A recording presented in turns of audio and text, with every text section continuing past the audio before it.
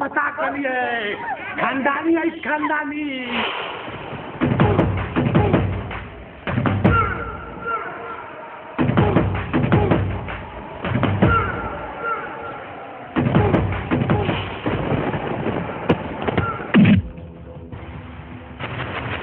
इस तरह कौन है रे?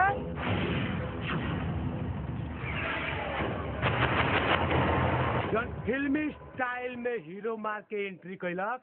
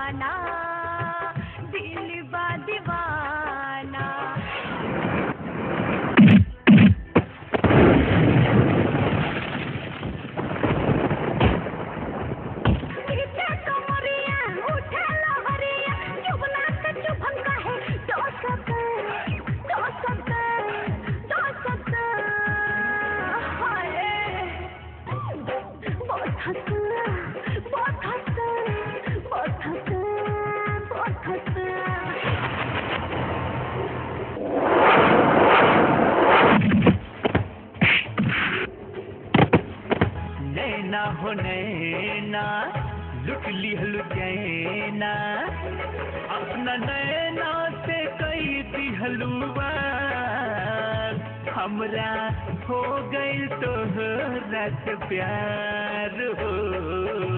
अगर एक घर से केहू बाहर जाए तो वो अपन सूरज खेल में सबसे ज्यादा केहू का नुकसान भइल बा तो तहार भइल बा सिर्फ तहार। एक बार फिर तू बेऔलाद हो चुकल बा। केहू के हंसावेला केहू के रोआवेला केहू के जिया कुहुकावेला समैया सबका के उंगली पे नचावेला। अपन सोच बदल खैरी बाबू।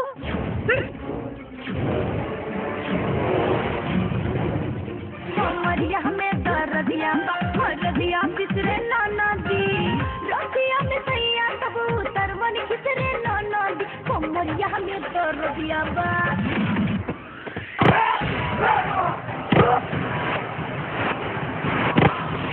के बच्चे तो ये पहिला मिलन हो तोहरिला कोई नीच पानी जतन तोहरा के दुनिया पर आके तो छोड़ के छुए दो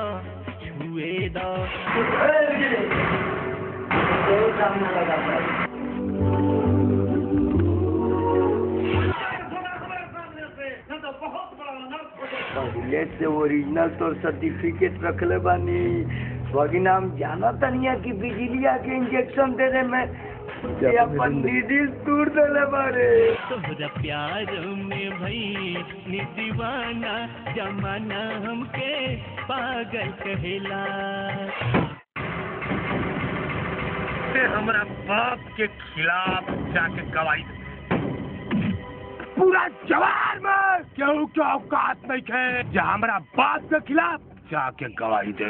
पोखरा में नहाइल छोड़ दे खल्लो पानी गरमा जाई आ चोली में तोरा कूद के रोई समा जाई। बाबूजी बहुत बड़े बुला के बताई जाए कर तरफ याद तो ये पर साइन करी ना जगह खुपड़िया के हम साइन कर देंगे। हो सके तो अपन संस्कार अपना ली और सब कुछ भुला के अपने बाबूजी के जान बचा ली।